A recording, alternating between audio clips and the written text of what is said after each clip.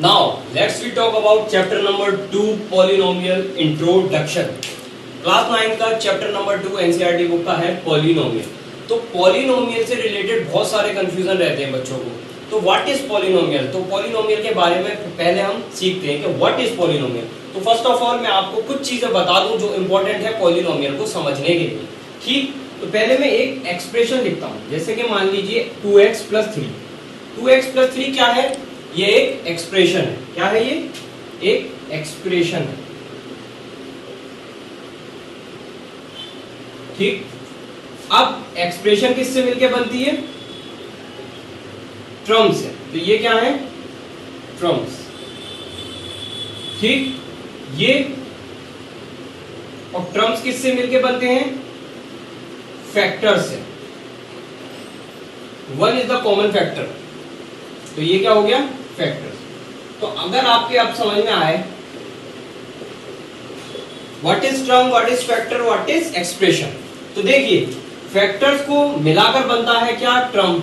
Term को add और subtract भी कर सकते हैं। ऐड और सब्ट्रैक्ट करके बन जाती है क्या? एक्सप्रेशन। और एक्सप्रेशन को जब हम किसी के इक्वेट कर देते हैं, मतलब बराबर रख देते हैं, तो वो बन जाती है आपकी क्या? इक्वेशन। ओके, तो आपके factors, terms and expression and equation से रिलेटेड सारे प्रॉब्लम सॉल्व यहीं पर हो गए होंगे कि फैक्टर्स होते हैं, ये फैक्टर ट्री है। फैक्टर्स को मिला के बनती है क्या? टर्म्स। टर्म्स को मिलाकर बनते हैं क्या? एक्सप्रेशंस। और एक्सप्रेशन को किसी के इक्वेट कर देते हैं तो बन जाती है क्या? इक्वेशन। तो यहां पे आपको क्लियरली समझ में आ रहा होगा। अब बात आती है एक्सप्रेशन की। तो एक्सप्रेशन की अब हम बात करते हैं।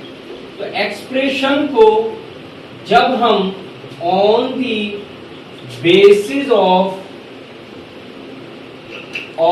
देयर टर्म्स क्लासिफाई करते हैं, तो हमारी कौन कौन सी एक्सप्रेशन आ जाती है? पहले आती है आपकी मोनोमियल। कौन सी? मोनोमियल।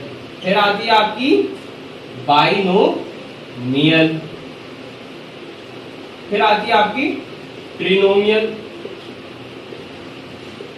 फिर आपका आता है पॉलिनोमियल। तो आप देख रहे हैं धीरे धीरे करके हम चैप्टर की तरफ बढ़ रहे हैं और हमारे confusion related to polynomial clear हो रहे हैं। तो मोनोमियल हम किस एक्सप्रेशन को कहेंगे और कब कहेंगे और क्यों कहेंगे? तो देखिए, मोनोमियल हम उस एक्सप्रेशन को कहते हैं which have one term, which has one term, जो कि रखती है विच हैज वन टर्म। ठीक, बाइनोमियल हम किस एक्सप्रेशन को कहते हैं? बाइनोमियल हम कहते हैं विच हैज टू टर्म। ट्रिनोमियल हम उसको कहते हैं which has three terms. And polynomial उसको कहते हैं हम जो दो टर्म रखे, expression which has two or more than two terms। तो उस एक्सप्रेशन को हम कह देते हैं पॉलिनोमियल। तो अब आपके एक माइंड में ये चीज क्लियर हो रही होगी क्या कि मोनोमियल, बाइनोमियल, ट्रिनोमियल को भी हम पॉलिनोमियल कह सकते हैं। और दूसरी बात ये, अगर कोई एक्सप्रेशन है वो 4 टर्म रखती है। अब टर्म इन सेंस, अब ये मत सोचिएगा जैसे 2x³ y³ z³, ये 3 टर्म है या 4 टर्म है 1 2 3, इस तरीके से नहीं, ये सिर्फ और सिर्फ एक टर्म है, एक टर्म है। तो ये किसकी कैटेगरी में चली जाएगी? मोनोमियल। अभी मैं यहाँ पे लिखूं +z³, तो ये 1 एंड ये 2, तो ये किसकी कैटेगरी में चली जाएगी? बाइनोमियल की कैटेगरी में। अगर मैं यहाँ पे फिर मैं कर दूं y³ या y², तो ये किसकी कैटेगरी में चली जाएगी? ट्रिनोमियल की कैटेगरी में, क्योंकि ये 3 टर्म रख रहा है।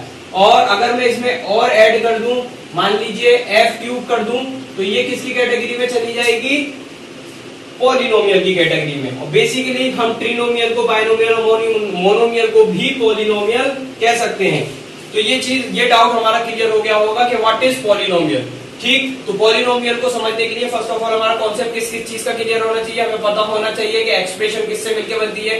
एक्सप्रेशन किससे मिलकर बनती है? टर्म से मिलके फैक्टर्स, टर्म्स किससे मिलके बनते हैं, फैक्टर्स से, ठीक है। अब कोई भी नंबर ले लिए, 10 अगर आप लेंगे तो 10 क्या है, 10 इज द टर्म, मोनोमियल है। कैसे, अगर उसको फैक्टराइज करें तो क्या बन जाए, 2 मल्टीप्लाई बाय 5, तो 2 और 5 उसके क्या है, फैक्टर्स। तो आपको क्लियरली समझ में आ रहा होगा कि what is factors and what is terms. Okay, तो अब जब हम एक्सप्रेशन को on the basis of their terms classify करते हैं तो मोनोमियल आपका आता है, बाइनोमियल, ट्रिनोमियल, पॉलिनोमियल। नाउ अब हम बात करते हैं एक्सप्रेशन को जब हम क्लासिफाई करते हैं on the basis of their power, तो कौन कौन सी एक्सप्रेशंस आती हैं। तो फर्स्टली आती है आपकी कौन सी एक्सप्रेशन, फर्स्टली आपकी आती है लीनियर, जो कि आप 8th क्लास में पढ़ के आए होंगे, linear equation in one variable, linear, quadratic and cubic. तो इनके नाम से ही आप समझ रहे होंगे कि ये कौन सी एक्सप्रेशंस हैं। लीनियर वो एक्सप्रेशन है जिसकी power degree of the polynomial कितनी हो,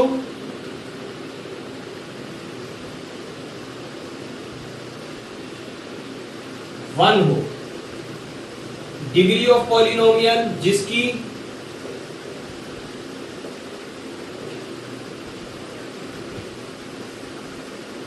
टू हो, वो क्वाड्रेटिक एक्सप्रेशन हो जाएगी।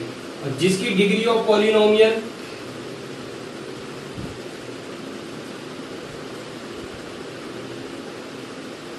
थ्री हो, वो आपकी हो जाएगी क्यूबिक एक्सप्रेशन।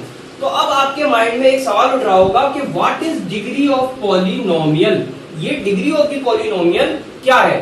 तो डिग्री ऑफ द पॉलिनोमियल वो है higher degree of the polynomial को कहते हैं डिग्री ऑफ द पॉलिनोमियल, ठीक। तो मैं यहां पे लिख देता हूं, डिग्री ऑफ पॉलिनोमियल किसे कहते हैं, degree of polynomial higher degree, higher मतलब सबसे ऊंची, हायर डिग्री ऑफ पॉलिनोमियल या फिर कहते हैं आप एक्सप्रेशन, ठीक है।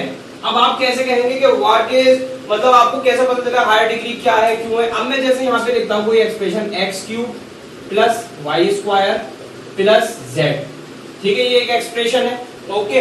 अब ये किसकी कैटेगरी में गई, लीनियर की, क्वाड्रेटिक की, क्यूबिक की। तो आप यहाँ पे अगर देखें तो हायर डिग्री यहाँ पे क्या है, 3 है, ओके। तो ये किसकी कैटेगरी में चली गई, क्यूबिक की कैटेगरी में चली गई। अब मैं यहाँ से 3 को हटा देता हूं तो ये यहाँ पे हायर डिग्री क्या है, 2 है, तो ये किसकी कैटेगरी में चली गई, क्वाड्रेटिक की कैटेगरी में चली गई, ठीक। अगर मैं 2 को भी हटा दूं यहाँ पे तो यहाँ पे पावर क्या है, 1 है, तो ये किसकी कैटेगरी में चली गई, लीनियर की कैटेगरी में चली गई। तो basically what is degree of the polynomial, higher degree of the expression, या आप कह सकते हैं पॉलिनोमियल, उसको कहते हैं हम डिग्री ऑफ दी पॉलिनोमियल। तो डिग्री ऑफ दी पॉलिनोमियल का भी कॉन्सेप्ट क्लियर हो गया होगा आपका, और ये भी क्लियर हो गया होगा जब हम एक्सप्रेशन को on the basis of their power classify करते हैं।